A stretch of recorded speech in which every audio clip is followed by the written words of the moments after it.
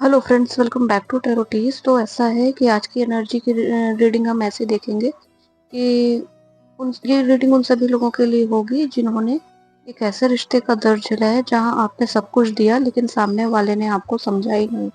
और अब जब आप आगे बढ़ने वाले हैं तो देखते हैं कि उनकी क्या एनर्जी आ रही है इस कनेक्शन को लेकर। और मैं आप सभी को बता दूं कि कलेक्टिव टाइमलेस रीडिंग है, तो आप जब भी इसे देखेंगे ये आपसे रेजोनेट करेगी। कलेक्टिव रीडिंग है तो आपको सिर्फ उतना ही लेना है जितनी चीज़ें आपसे रेजोनेट करती हैं। जो चीज़ें आपसे रेजोनेट नहीं करती आप उन सब चीज़ों को छोड़ सकते हैं और ज़बरदस्ती खुद पे अप्लाई नहीं करना है। और अगर यहाँ पे कोई भी चीज़ें आपसे रेजोनेट नहीं करती हैं तो ऐसा है कि ये आपकी रीडिंग नहीं होगी, फिर आपको दूसरी रीडिंग देखिएगा। ठीक है। और ये आपको बता दूं मैं, कमेंट में आप ना 0707 डालकर इस रीडिंग की एनर्जी को क्लेम कर लीजिए। पहले क्या है, एनर्जी एक्सचेंज हो जाती है तो रीडिंग आपके साथ में ज़्यादा रेजोनेट करती है। तो प्लीज़ पहले अपनी एनर्जीज एक्सचेंज कर लीजिए कमेंट में 0707 डाल के, और फिर हम रीडिंग स्टार्ट करते हैं। पहले सारे कार्ड्स निकाल लेती हूँ मैं और फिर उसके बाद हम रीडिंग देखेंगे। तो हमेशा अपना दिल खुला करके रीडिंग देखनी है आपको। और आप जिनके बारे में सोच रहे हैं या तो 3 बार उनका नाम ले लीजिए या आंखें बंद करके उनके बारे में सोचिए और उसके बाद फिर हम रीडिंग स्टार्ट कर। और यहाँ पर ज़ोडिएक की बात कर रहे हैं तो है स्कॉर्पियो, वर्गो, पाइसिस, एरिस। अगर आप इनमें से हो या आपके पर्सन है तो ये रीडिंग आप दोनों के साथ और भी ज़्यादा रिलेवेंट रहेगी। तो पर पहला ही कार्ड जो है ना, वो द व्हील ऑफ फॉर्चून का कार्ड आया है। तो ये बताता है कि यूनिवर्स ने साइकिल चेंज कर दिया है और जिस फेज में आप स्टक थे अब वो फेज खत्म हो रहा है। आपका पेशेंस और आपका पेन सब कुछ एक टर्निंग पॉइंट लेकर आएगा इस कनेक्शन में। और क्योंकि यहाँ पे तो पास में किसी ने आपको बहुत बुरी तरह से धोखा दिया है या फिर कुछ इम्पोर्टेंट चीज़ें जो आपके कनेक्शन के लिए ज़रूरी रही होंगी उन सारी चीज़ों को आपसे छुपाया होगा। और इस पर्सन ने इमोशनली मैच्योर बिहेव आपके साथ नहीं किया होगा और उसकी वजह से आप बहुत हर्ट हुए होंगे और आपको बहुत ज़्यादा दुख हुआ होगा। क्योंकि यहाँ पे पेज ऑफ कप्स का कार्ड है तो अब उनकी एनर्जी शिफ्ट हो रही है। उन्हें रियलाइजेशन तो हो रहा है कि उन्होंने क्या गलतियाँ की हैं। शायद आपको एक मैसेज मिले और एक सॉरी या फिर कोई इमोशनल एक्सप्रेशन भी आ सकता है या फिर कोई कॉल भी आ सकता है आपको इनके साइड से। बट याद रखिए कि ये स्टिल इमेच्योर एनर्जी में है अभी भी, क्योंकि यहाँ पे पेज ऑफ कप्स का कार्ड है ना, तो इतना ज़्यादा मेच्योर एनर्जी नहीं होती है पेज की एनर्जी जो होती है वो।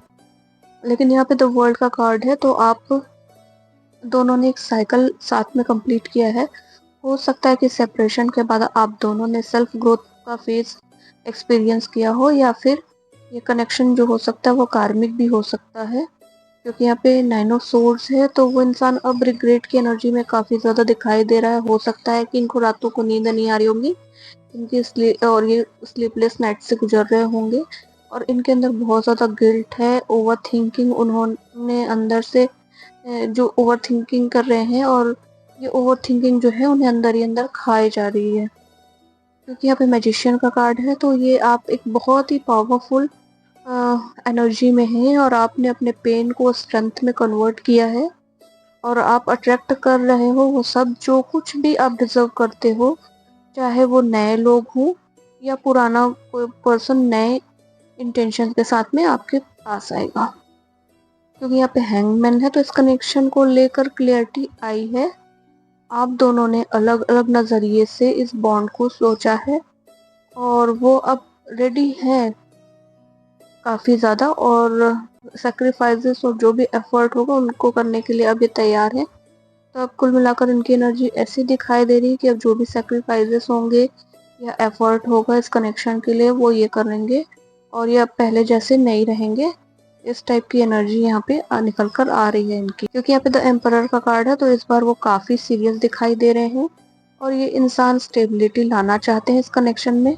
पहले उनका जो ईगो था बहुत ही स्ट्रॉन्ग रहा होगा, अब वो ग्राउंडेड फील कर रहे हैं पहले की तुलना में।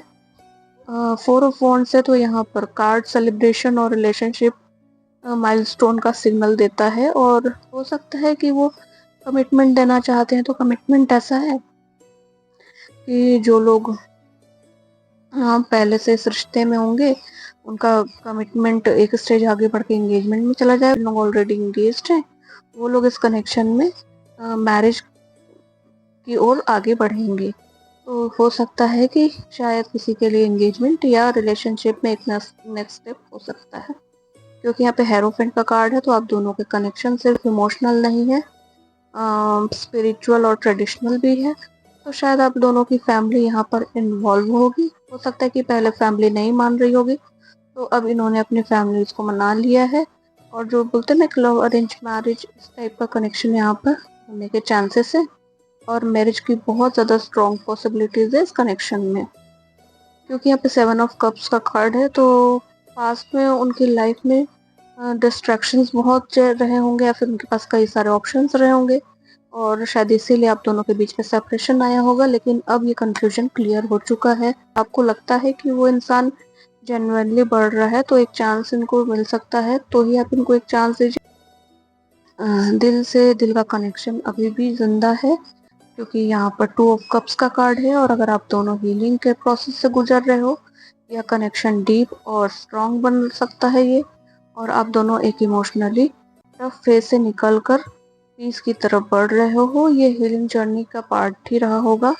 और तो नेक्स्ट 6 वीक्स तक कुछ मोमेंट या फिर मैसेज आपके लिए आ सकते हैं, या फिर आपकी लाइफ में आ सकते हैं। और आपके लिए गाइडेंस ये है कि आप अपने दिल से डिसीजन लो। पास्ट का दर्द इग्नोर मत करना, लेकिन उसी दर्द ने आपको स्ट्रॉन्ग बनाया है। तो उस साइकिल को कॉन्फिडेंटली क्लोज भी कर सकते हो आप।